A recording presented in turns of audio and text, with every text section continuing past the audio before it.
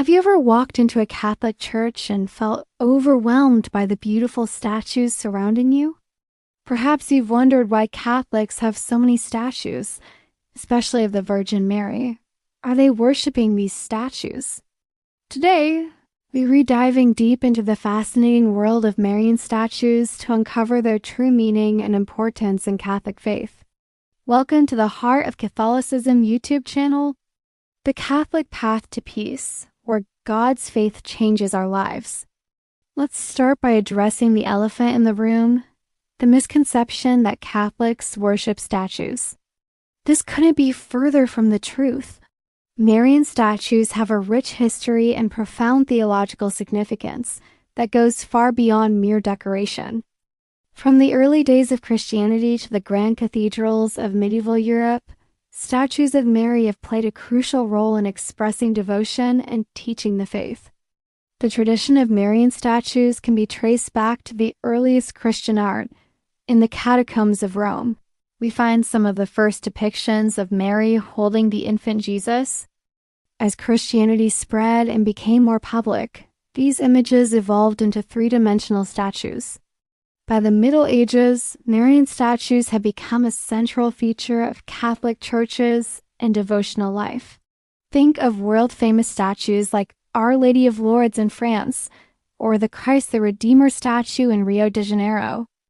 These aren't just tourist attractions. They are powerful symbols of faith that connect Catholics around the globe. But what do these statues really mean to Catholics? Here's where we need to clear up a crucial distinction: veneration versus worship. Catholics do not worship statues of Mary or any other saint. Worship, or latria in theological terms, is reserved for God alone.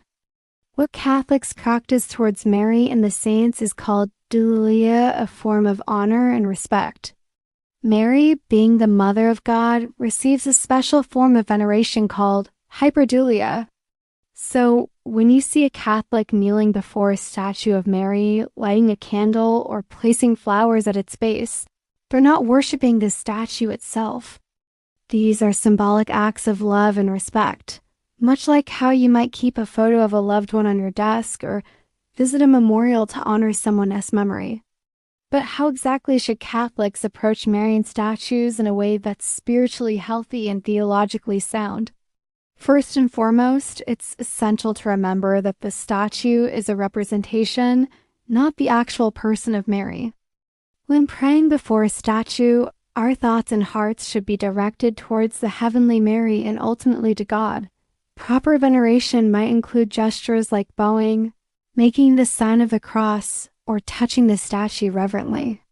These actions aren't magical, they're outward expressions of inner devotion. Lighting candles symbolizes our prayers rising to heaven, while offering flowers is a gesture of love and beauty. In daily life, Marian statues can serve as powerful reminders of faith. Many Catholic homes have a small statue of Mary in a special place, creating a focal point for family prayer. Some families even create home shrines or grottos in their gardens. These practices help integrate faith into everyday life, making Mary's example of trust in God more present in our daily routines. Pilgrimages to Marian shrines are another way Catholics express their devotion. Places like Fatima in Portugal or Guadalupe in Mexico draw millions of pilgrims each year.